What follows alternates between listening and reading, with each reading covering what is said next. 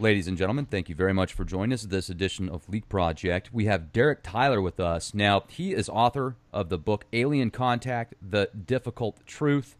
What we will show you on the cover of the book here, it looks like I don't know, like a logo or an insignia of something that a military officer would have, but it's very far out. It's almost like a combination of a reptilian dragon consuming the planet within his gut. So that's fascinating. But it's interesting circumstances with.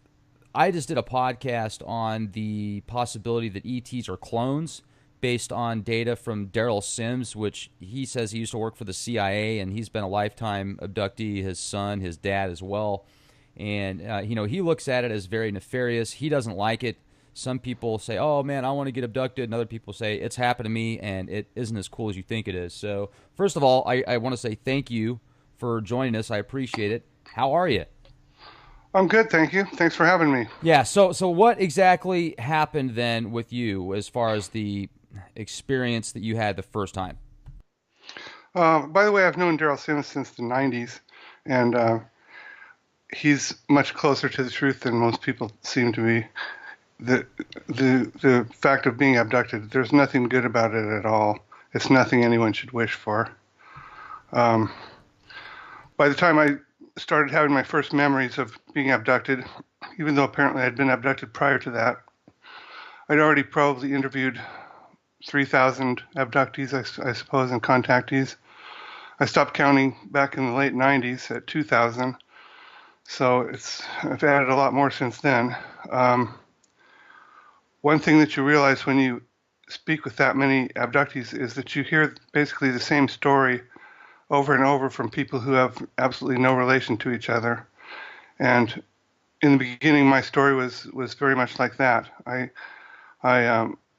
related in detail in the book. It's somewhat difficult to talk about the abductions themselves because one thing that they do to us is they they seem to use a post-hypnotic suggestion, among other things, that makes it very uncomfortable for us to talk about these things. It doesn't seem to kick in when I write about them, but when I try to talk about them, I tend to get very jittery and nervous and pacing, and my chest tightens up and it becomes hard to breathe, et cetera, et cetera.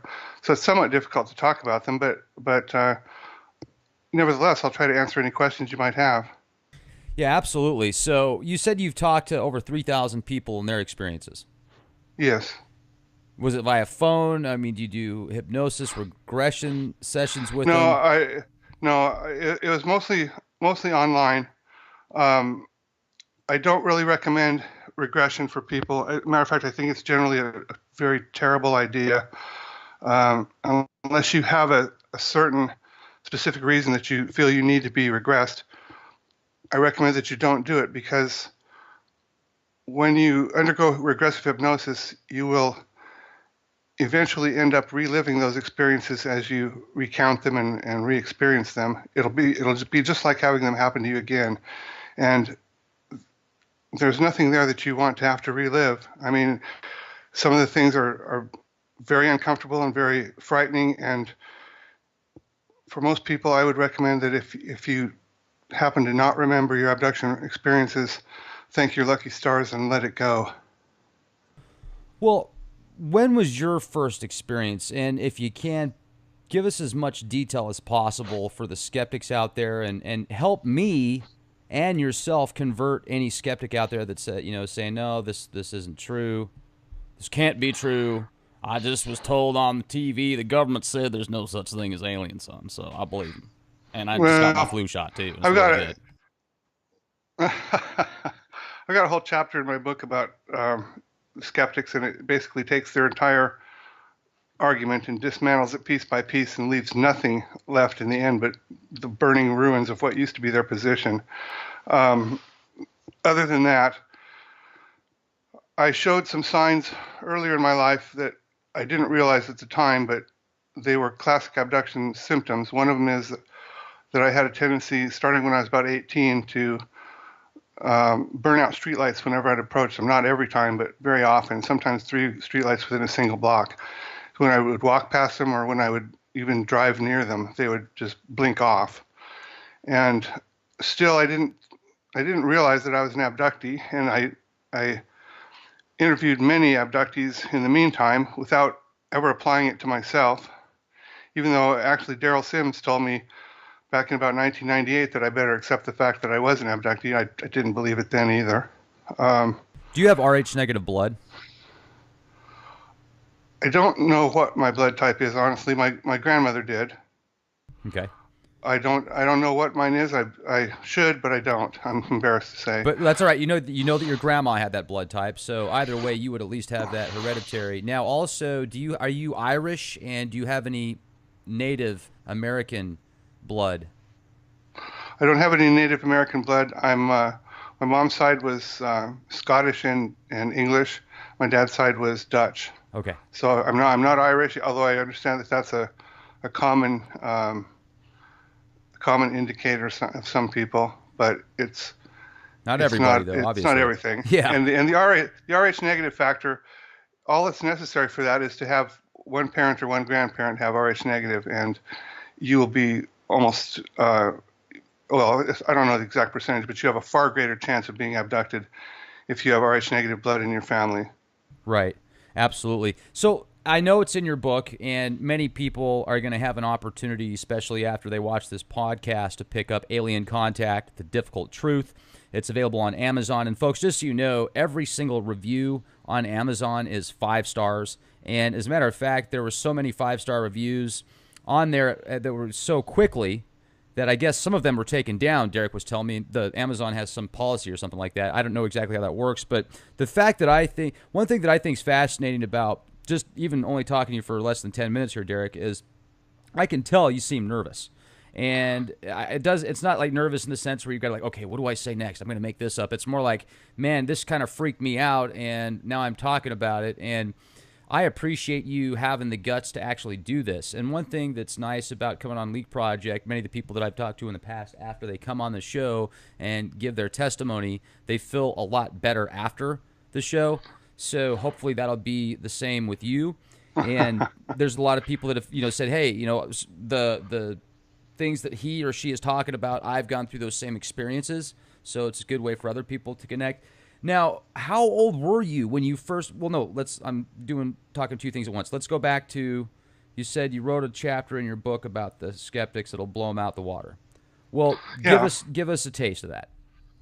Well, the skeptical position has so many holes in it that it's like Swiss cheese. They most commonly will claim to be operating from using the scientific method, which unfortunately you can't apply to something like alien contact, alien abduction, alien presence around Earth. The scientific method is designed specifically to be utilized with regard to natural processes which can be observed, repeated, tested, experimented on. You can't do that with alien contact. You can't cause them. I use an example of, let's say there was a primitive tribesman in the Amazon jungle that was walking through a clearing one day, and an F-16 flashed over his head with his afterburners blasting. And he went back to the tribe and explained it to them, and they said, well, we don't believe it because it's not repeatable. That's the first thing scientists will say. Is it repeatable? Yes, if you own the F-16, it's repeatable. But if you don't, there's no way that you can ever cause that to be repeated. There's no way that you can ever cause any part of the F-16 to be subjected to testing or to observation by others. It's the same thing with UFO sighting. You can't make it happen again while the scientists are watching. You can't retrieve a part of it, take it back to their lab for them. And if you did, they would immediately make you try to prove a negative, which is known to be impossible. They'd say, prove that that's not from Earth after all, which is impossible to do that. Scientists have a very bad tendency they won't examine or investigate the best cases. They'll investigate the ones which are easy to disprove and debunk. As a ufologist, those are the ones which we're not interested in either, except to get them out of the way because they don't matter and they don't count. They're not legitimate sightings. We're not interested in them at all other than to file them as bogus. Nobody hates frauds worse than we do. So scientists operate from the position of believing that they have the answer before they've even asked the questions. They spent, for instance, they spent over $1 million a couple years ago studying the flatulence of minnows in the ocean. They were trying to see if they use that as a communications device, bubbles coming out of them. They've got $1 million to do that, but they claim they don't have enough money to study UFOs. It's the most important topic ever in human history. And if scientists were really doing their job, you wouldn't be able to stop them from studying this. Instead, they absolutely refuse to discuss it. They refuse to study it. And it has nothing at all to do with the scientific method. That's not what the scientific method is. And they should be the first to know that you can't even utilize it on this because it's not a natural event. It's not something that they can measure unless an alien happens to show up at MIT and say, measure me, weigh me, here's my ship. If that doesn't happen, the scientific method has nothing to grasp onto, and it's basically trying to use a square peg in a round hole. Well, do you think that they've got plenty of evidence behind the scenes and there's already been cases where maybe a UFO, like, do you think Roswell was legit or a government deal? Absolutely. Yeah, no, it was absolutely legit.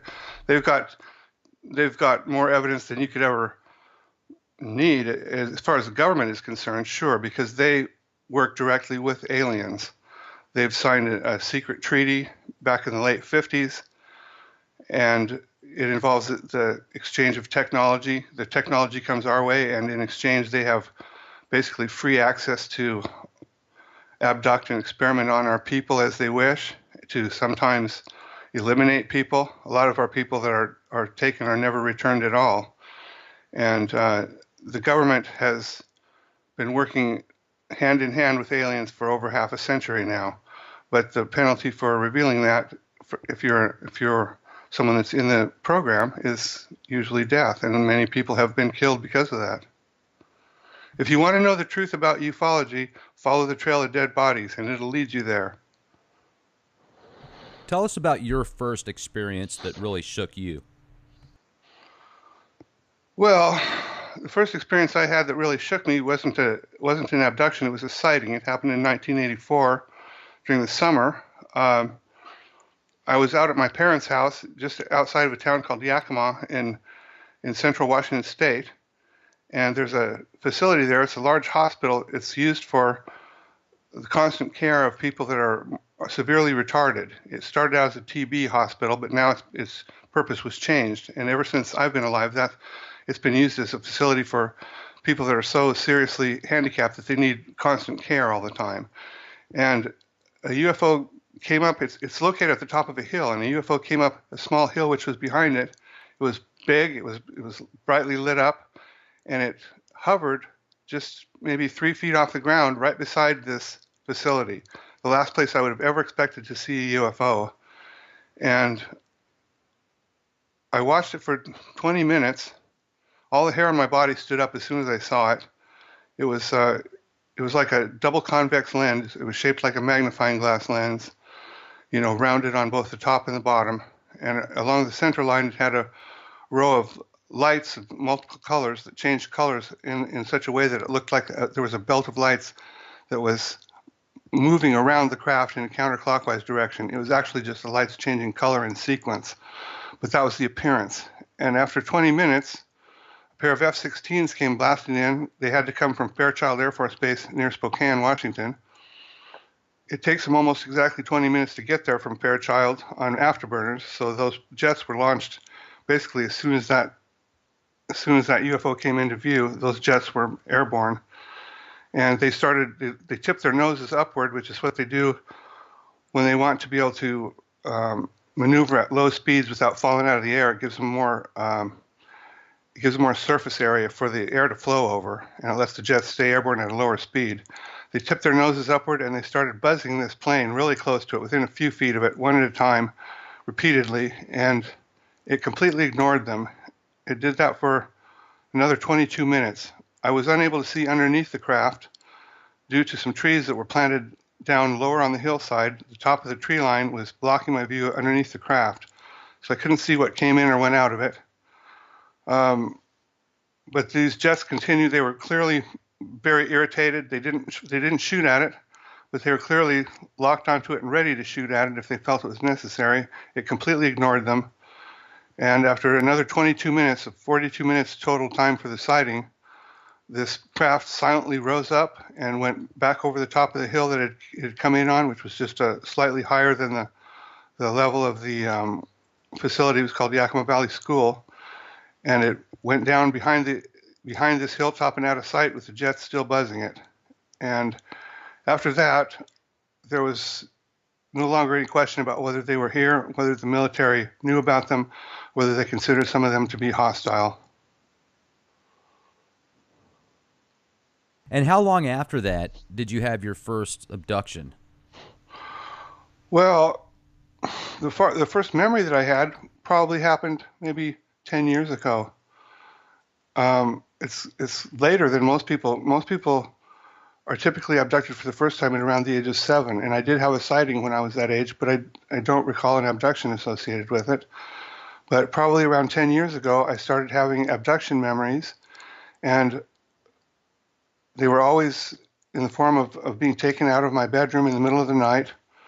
I would be returned home again in the middle of the night, and it would seem that I would wake up out of a sleep as soon as I was, as soon as I was brought back, which allowed me to retain some memories of the events that happened. Most of the time that they will delete those memories from your mind, and most of my experiences, have also been deleted from my mind. They erase your memory. But in my case, there were a number of times when they didn't successfully erase it, and I had some very clear and distinct memories of what took place, and none of it was good. And it had to do with gray aliens and military. The military is responsible for probably over half of the abductions now, and the military has their own grays. I've been abducted by the military that had grays working with them, but the military was in charge of the operation, clearly. Okay, so you knew Daryl Sims before you started having experience or memories about your abductions? Yeah, I got acquainted with Daryl Sims back in the 90s on, well, we both ran UFO channels on what was called Internet Relay Chat. It was a primitive internet communications chat room type system back before we had things like Facebook. Okay, so, but you didn't actually start having memories until 10 years after that. And you told me that you just said a minute ago that Daryl said you probably better just get used to the fact that you're an abductee. Well, how did he know? Like, what connected the dots there for you guys? Well, I suppose it could have been that I did talk about burning out streetlights, and that's pretty much a classic. It's a classic abduction indicator. I'm by no means the only person that has experienced that. I don't seem to do that anymore, but probably for 15 years after I was 18, probably for the next 15 years, that happened to me regularly. Well, what do you think causes that? I don't really know what causes that. It seems to me that they somehow modify or enhance our body's natural electrical field, our aura. I don't know what else would really cause that to happen, and I certainly can't say for sure, but it's been reported on many occasions by many people. Now, can you walk us through, in as much detail as possible, put the Leak Project audience in the picture about the first experience that you can really remember, and then why it was so horrifying? Well, the first experience I remember, I woke up and I was on, and it was like a regular medical examination table, right? Like you'd find in a doctor's office. I was laying on my right side. There was a gray alien, and I'm talking about, there are several different types of gray aliens, but I'm talking about the classic ETs with the big almond-shaped black eyes. There was one near my head, there was one near my feet, and they did the dreaded anal probe to me, which is a classic. It's a classic story, that most abductees report. They did it to me too. It's nothing gentle. It's nothing pleasant. It's It's a pneumatic probe, which means that once they place it up against your body, it just goes, and it's all the way in. And it hurt like hell. And I opened my mouth to scream, and the gray that was standing near my head, he had some kind of a device in his hand about the size of a pack of cigarettes. He ran it over my temple. He didn't actually touch my temple, but it was very close to my temple. He just passed it across my temple, and as he did so, all the pain immediately stopped. I opened my mouth to scream, and I closed my mouth without making a sound. They keep us, anytime that I've been abducted, and I'm sure that it's the same with most people, they keep us in almost a zombified state. It's like you've had a lobotomy almost. You're unable to take actions on your own. You're unable to think clearly. You're unable to speak.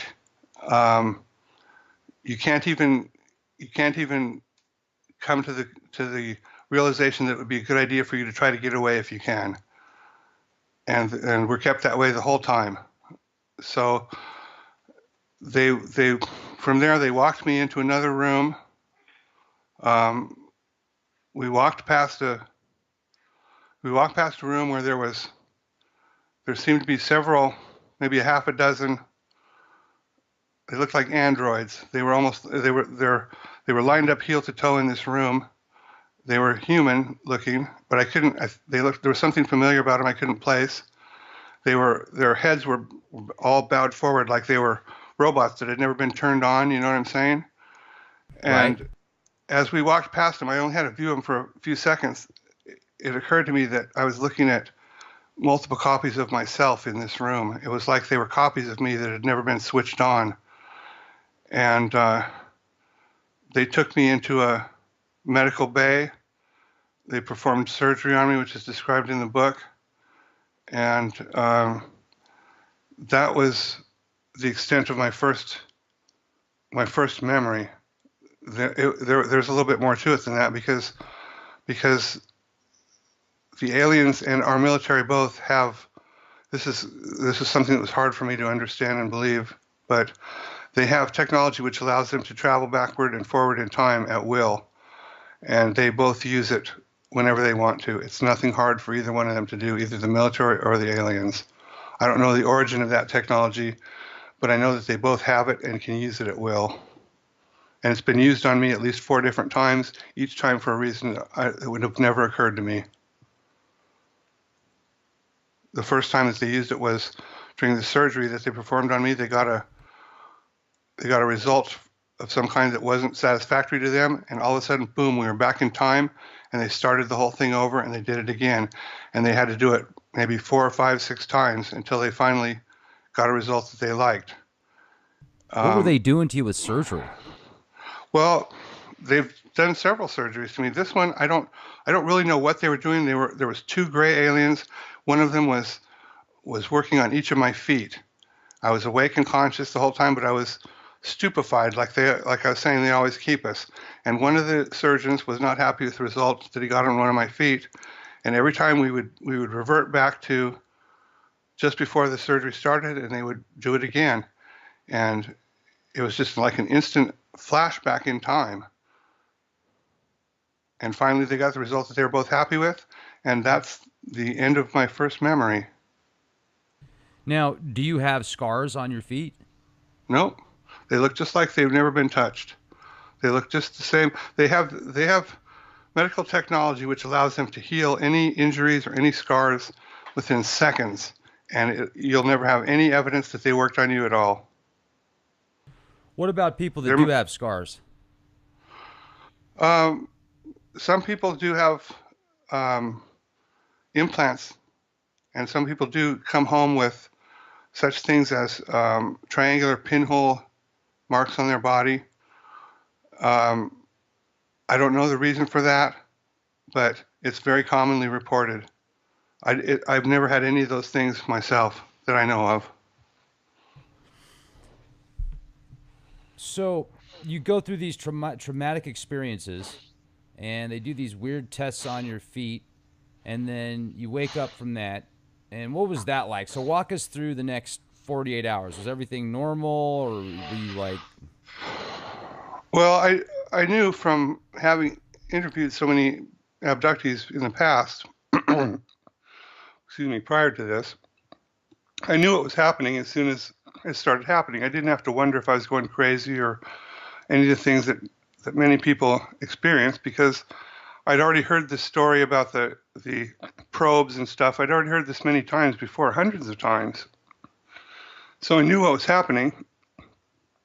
They use a combination, it seems, of hypnosis and drugs, and possibly other means as well, to delete the memories as much as possible from our minds so that we don't remember what happened. Most people that have been abducted, I don't think will ever know that they were abducted at all. If you sleep through till morning, you won't basically have any memory of what happened. You'll just think you had a series of strange dreams.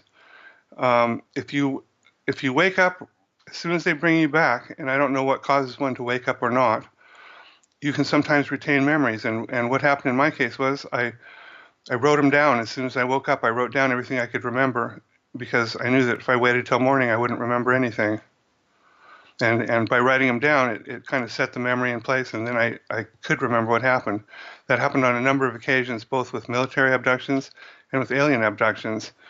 Um, the Greys are an artificially genetically engineered beings. They're not a naturally occurring being. They are similar to almost cyborgs in a way. They don't have emotions like we have. They don't care if you're terrified. They don't care if you're in pain. They don't care about that at all. They are assigned a mission. They're used as slaves, according to my best sources, which ended up being quite good sources within the military and within the Black Ops. There's a person I refer to in the book as the Colonel, and he'd spent his whole career in Black Ops, and he educated me about many things. One of them was that the Greys they're a failed genetic experiment. They're considered to be a failed experiment on the part of the reptilians, and they were consigned to slavery, and they're basically used as slaves by the reptilians to do their dirty work, and apparently by the military as well at times. I've been abducted by the military before when they've had Greys working under their control. Let's hear about that if we can. After that experience, how soon was it that you remember a military MILAB encounter? Oh, I don't know. For a couple of years there, I was getting taken. Excuse me. I'm sorry. I'm just recovering from a pneumonia, so I'm a little bit weak and puny. Oh, no problem. I appreciate you coming on the show.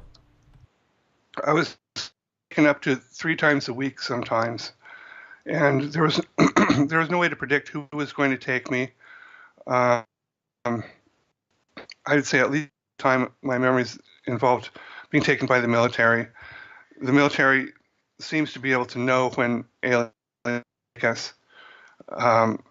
Apparently after you've been abducted by aliens, your psychic abilities are amplified for several hours, greatly amplified, they say. And then what the military likes to do sometimes is come in and abduct you for a second time in the same night. And then they will use you for their own purposes. For instance, they will utilize your artificially enhanced psychic abilities, and they will force you to be, for instance, a remote viewer, and they can use you for real-time invisible spying. They can use you for anything that they want. And the military, parts of our Black Ops military have declared war on us, and nobody should be under any illusions about that. They've declared war on us, and they are assaulting us daily. The mere fact that such things as chemtrails exist prove that. Chemtrails, among other things that they do, they are a method one method of terraforming this planet to the specifications of an alien race, the reptilian race. They're making our planet cooler. They're making it higher in radiation content. They are making it darker, and that's everything that the reptilians want. There's no other reason for chemtrails to be happening that's to our benefit. If any of it were to our benefit, they wouldn't be denying it so stridently as they do. You know, it's funny because the past 3 or 4 days, I've noticed that the skies are bluer than they've been in over 10 years that I can remember. I remember back in the day when the skies used to be that deep, dark blue, the sun was yellow. Now the sun, at least what it looks like because of the ozone that's left, it's this bright, blinding white. And then the skies are usually this weird terraformed blue haze, like you said. It's interesting to see I'm excited to see what it's going to be like the next few weeks if they're going to stay away from the terraforming. And I've often wondered that before, especially when I saw the Superman film, when the bad guys come down to Earth with that terraforming machine and they want to change the atmosphere for them. And I've thought that too. But if we could get more into your experiences, like in the military and stuff like that, walk us through some of those.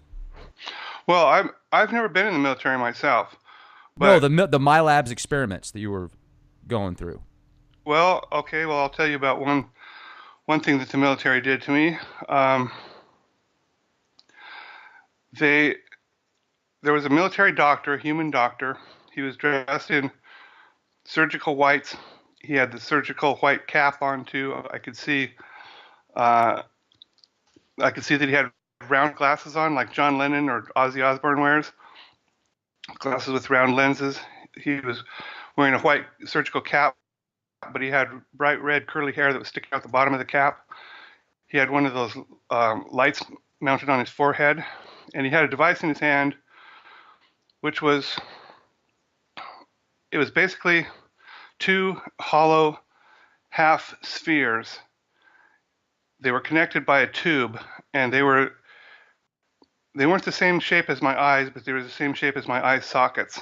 And he had a device in his other hand that was like, well, first around the inside of these hollow spheres, each one of them had about 6 blades that looked just like X-Acto knife blades mounted around the inside edge of this sphere. And in his other hand, he had a device which was like a chainsaw trigger.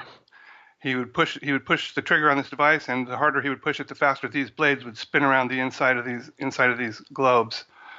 And they were clearly going to mount these over my eyes and cut my eyes out. I don't know. It's one of the. There's only a few times that I was ever able to speak. It took all the willpower that I had in me, all of my effort. And I said, "Oh, please don't do that," as loudly as I could, and it came out in just the tiniest whisper. It didn't make any difference to them. They did it anyway. I don't know why. I assumed that it was to insert implants behind my eyes. But that was the end of that. After that, the memories are blurred and indistinct, and they're probably just part of a fake memory that they put in. They're known to put in fake memories sometimes to fool you into thinking that things weren't as horrible as they really were. Have you seen the movie The Sixth Day by that Arnold Schwarzenegger is in? No, I haven't. Came out in the early 2000s, and in that film, cloning is popular. You know, somebody loses their cat, they just reclone it. And the guy that started the business, well, he keeps getting taken out in the film, so he just keeps cloning himself back.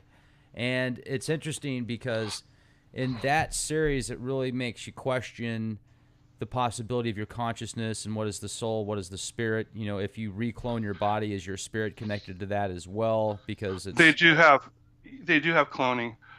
We've had the ability to clone people at least since the 30s, according to my connections, and they use it for the elite, basically, and they use it for people that they want to have access to, such as people like ex-presidents, the Rothschilds, the Rockefellers, people that are the financial elites. They're really running the show on Earth. The Illuminati, the people who run the Illuminati, they don't necessarily ever have to die, because if you have access to cloning technology and alien medical technology, which can extend your lifespan greatly, you basically have a recipe for eternal life. And if you're offered a recipe for eternal life, you absolutely will kill anyone to keep that option open. And there's no immune to them. They do utilize cloning. Some of the aliens, such as the Greys, do not have the ability to reproduce naturally. They're all clones. It's a mistake to think that any of these aliens, including the so-called friendly ones, have human-like emotions. They don't. They don't think in terms of if you see someone that's been hit by a car and is dying, you'll think, oh, that's a terrible shame. They'll think, let's just grab some cells so that we can clone him again and then move on.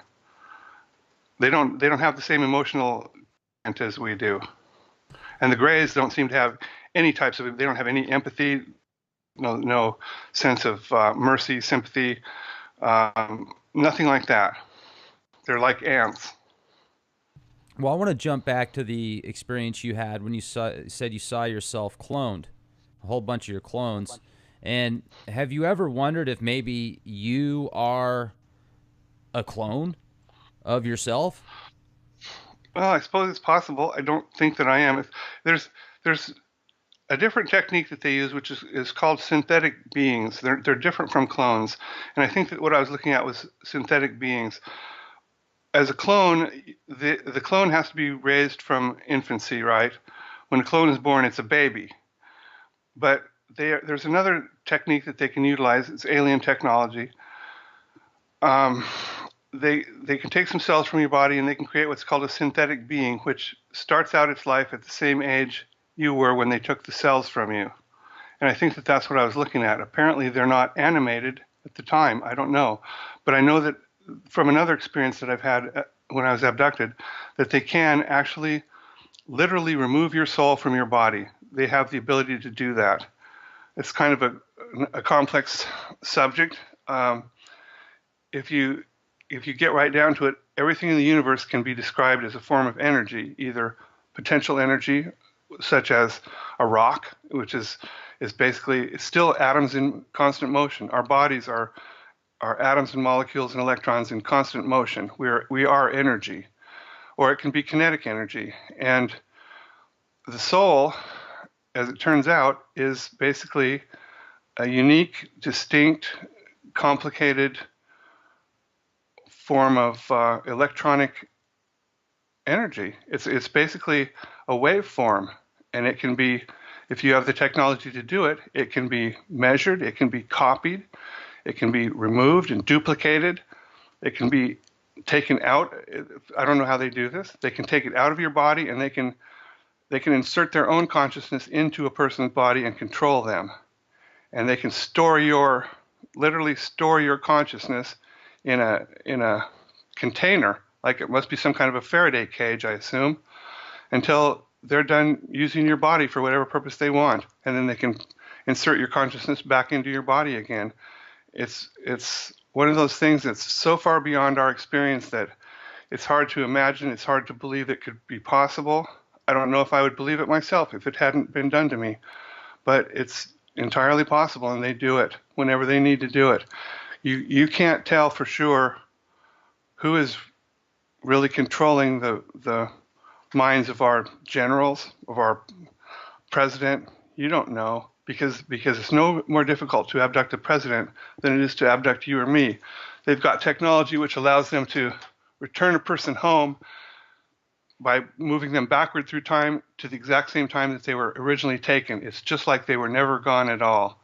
And you won't be able to tell that they were gone. There's nobody to catch. There's nobody to hold responsible. There's no way to prove it happened. And there's no way to prove that the person they brought back is the same person they took. They might look the same, but who knows? And that's the first thing that terrified all of our generals when they began figuring this out back in the 40s and 50s. So what kind of safeguards have gone into place since then? Oh, I don't know. I don't know that there have been any safeguards. There's very little a person can do to prevent an abduction from taking place. If you're an abductee, you'll probably try anything and everything you can think of, but basically there's no way to prevent it. If they want you, they'll have you, and you can't stop them from coming and getting you. And what's happened over time is that our military parts of our military, not the whole military, but parts of our military have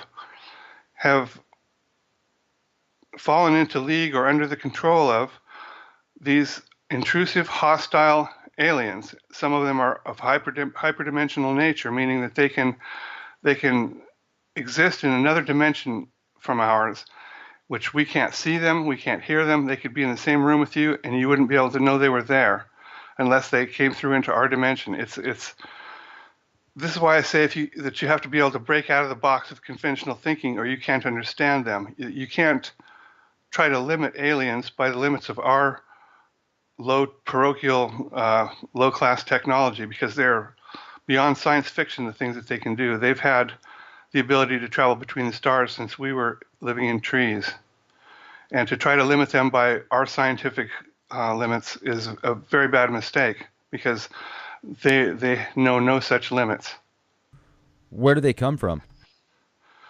Well, it depends on who you're talking about. There's basically a multitude of alien life forms which are known to the government. I don't know the exact number, but I've heard it might be as high as over 160 different types of aliens. Even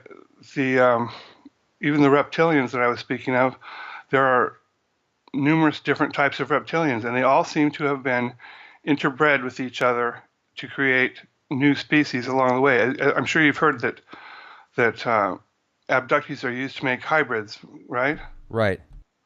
Well, it seems that this is just the last iteration of a process of making hybrids between races, which has been going on for a long time between other races. I don't think that any of the races that we're dealing with now were originally who we see now. I think they've all been hybridized at some point. According to my best contact, who I refer to as the Colonel, because I won't say his name. I promised I wouldn't, and I won't. But he was at least the rank of Colonel. According to him, alien medical technology shows that all DNA has a built-in timer, and the timer determines how long a species will last before it goes extinct. Eventually, that timer will go off, and at that point, the DNA has become basically worn out. And when that happens, it will become more and more, progressively more difficult to reproduce. And if it's an intelligent being, they will resort then to cloning. But with every generation of clones, you lose a little bit of information. It's not a perfect process. You lose a little bit of information, and the next generation becomes a little bit less efficient. It has a little bit shorter lifespan than the original did.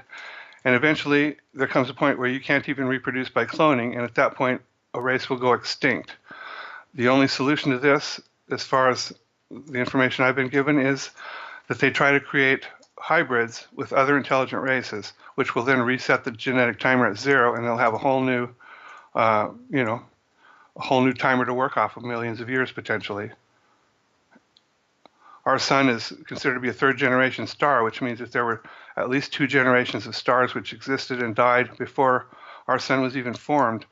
That gives a lot of time for alien races to have formed, to have existed, and to have hybridized with other races. Do you see what I'm saying? Absolutely, and I find it fascinating, and your explanation thus far is one of the best that I've heard. And I've talked to people on ETs for years also. I mean, I've been a seeker of truth, and I know the truth is out there, like Fox Mulder and the X-Files, except for its leak project. And I like the leak project a lot, by the way. Far. What's that? I like the leak project a lot, by the way. I like the subjects that you investigate. I think they're very intelligently chosen, and I like the high quality of the work. Oh, well, thank you very much. I appreciate that. One of the things that I would like to know as well is if, obviously, here's what I think about space, and I could be wrong, but if space is infinite, if the universe is literally so big that it never stops, then in my mind, there's infinite races and beings out there.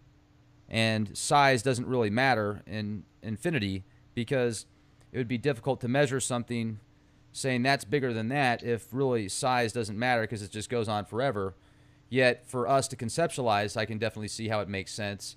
And with that said, 160 beings making contact with this planet right now from infinite opportunities, well, how many of those are nefarious? How many of those have our best interests at heart? How many of those are narcissistic? Are there any races out there that are so above and beyond this conscious level and technological level that they, I mean, there's got to be a balance somewhere. I don't think that, if everybody's a reptile and Oh no, I everybody's didn't an say that. engineer. I'm not saying they're all reptiles by any means. No, I know. I'm just kind of trying to grasp all this. There are many different types of alien races. There are many different types of synthetic races. You could say there's artificial intelligence. There are synths. There are clones. There are hybrids. There are robots. There are many different things which could be termed non-human intelligence. And there are many alien races. But alien races do not all come from distant stars. Some of them come through time, and some of them come through dimensions. Some of them exist in other dimensions. There are multiple dimensions, as it turns out. There are multiple universes existing in the same place at the same time, but they have different characteristics and they have different, apparently, physical laws. And many of these alien beings are hyperdimensional in nature, meaning that they exist in remember on Star Trek where they had those beings that vibrated at a higher rate than they did? They could only be heard as like a buzzing sound, like a mosquito. I never saw that one, but I like the concept. It's similar to what is apparently happening, and we don't really have the ability to travel between the dimensions, but they do. And so, and some of them are of course, from different stars. Many of them are, but many of them are a combination of those things: a different star, a different dimension, and sometimes a different time as well. And as you might expect, some of them don't care about us at all. Some of them like us. Some of them don't like us. Some of them utilize us as food. I could tell you about that if you like. Yes. It's nothing pleasant, but the gray aliens, we'll start with the gray aliens. They don't have any digestive system like we have. They don't have a stomach and esophagus. They don't have anything like that. So in order to take in and excrete nutrients, they have to do that in liquid form by smearing a liquid slurry over the skin and absorbing it through their pores and excreting it back out through their pores. The slurry that they utilize is composed of hydrogen peroxide, which acts as a binding agent and a sterilizing agent mixed with either bovine or human blood and some enzymes that they can extract from our organs and some organ secretions that they can extract from either human or from cattle. That's the reason that they had all the livestock mutilations back in the 70s and 80s. That's why those cattle were always drained of every drop of blood. They were being used by the Greys. They smeared on their skin, and eventually, I think it was in the early 80s or the late 70s, scientists at Lawrence Livermore Labs developed a method to synthesize human blood in large quantities, at which time the livestock mutilations ceased. You don't hear them happening anymore now at all. But this synthesized human blood was being turned over to the Greys for this purpose. And by the way, it wasn't just livestock that were mutilated. There were humans that were mutilated in the same fashion. They had their eyes and their genitals and their organs cored out. They were drained of blood. And from the condition of the bodies, it was obvious that this was all done while they were awake and alive. So it's nothing good. And that's just one example. The Draco reptilian, which are the main group of reptilians, the ones which are considered to be the reptilian royalty, excuse me just a second, they apparently get kind of a high off of consuming humans, whose flesh has been suffused with high doses of adrenaline. And so what they'll do is they'll kidnap, or they don't kidnap them themselves, but they have the Greys or our military units will do it. Because our Black Ops are in this with them. They'll abduct mostly children or babies because their bodies haven't yet been polluted by caffeine and nicotine and whatever else we put in our bodies as adults. And they will torture or mutilate them in order to produce the maximum amount of adrenaline in their bodies as possible, and then they will eat them alive. They don't eat anything which is already dead. That's what we're dealing with here. And these reptilians they've always been here. We've never been alone in this world. This is not just something that started in the 40s. We've never been alone here. If you look at the corporate logo of Alfa Romeo, you'll see a stylized reptilian eating a human, and it's built right into their logo. Look at it sometime. What is it called again? Alfa Romeo, it's an automobile manufacturer in Europe. Oh yeah, that's the symbol? Yeah, look at it. Wow. It's got a symbol of a stylized reptilian eating a human. And this has been going on all throughout our history, but we've been kept ignorant of the fact. The reptilians here mostly exist underground in deep underground layers that they've built out of what was originally underground caverns. They've enlarged them with their technology, but to them, we are a harvestable resource. And they basically told the military, as long as you keep us fed, we'll stay underground. And that's basically what they do. And they use the Greys to do their dirty work. You know, I'm looking at this icon right now, and you are not exaggerating one bit. It's literally a giant serpent, and in the mouth of the serpent is a human with just his head and his arms poking out. And he's like, yeah! Yep. I'm so inferior to the serpent. I'll tell you another one you probably haven't seen. You got a dollar bill on you? I'm broke, man. No, I've got a dollar bill somewhere. All I use is credit cards. If you look at the back of a dollar bill, you see the Great Seal of the United States. It's an eagle, you know, the famous eagle on it. If you trace along the inside edge of the eagle's wings, you will see the jawline and the beginning of the outline of a head of a gray alien. If you trace it on up and around, you'll see the rest of the gray alien's skull. Its nose and mouth are covered up by another symbol that's stamped on top of it. But you'll see a circle of stars, which is basically placed right in the center of the alien's forehead to indicate that it is purely telepathic. You can see the black eyes, which are also obscured partially by the eagle symbol, but you can see the black eyes of the alien. We've got gray aliens printed on our money. I'm looking at the bill right now, and I'm not seeing it yet. I'm sure I can find an analysis on it. I'll do some more digging. I'll send you. Let me see here. I'll send you a better picture of this, so it'll be easy for you to see. Just 1 second here. It's amazing how much stuff they can put into the back of our money, and then you circulate that around. And money is alchemy. Money is creating something out of nothing. It's transforming a microscopic piece of wood into, if you've got a $100 bill there, you could turn that into other elements and other materials and other services.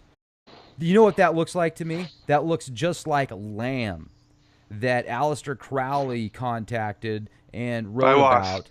Lamb, right. Looks like a giant gray. It was Aiwass. Aiwass and Lamb are two different entities.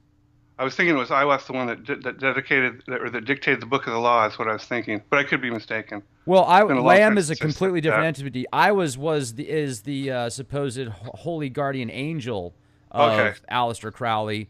And Lamb was a different entity that he made contact with, but they're both very fascinating. And Aiwass, who he says, well, Christian would look at Aiwass as the Antichrist, or as not as the Antichrist, but actually as the devil incarnate, the Lucifer, the fallen angel himself.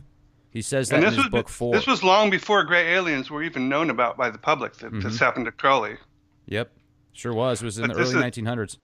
This is a classic, as you can see, this is a classic image of a classic ET gray alien right there. And you can see where I was saying the circle of stars was right on the forehead to show that it's telepathic. Things don't get onto our money by accident. Oh, you're just a conspiracy theorist. That's all just swamp gas.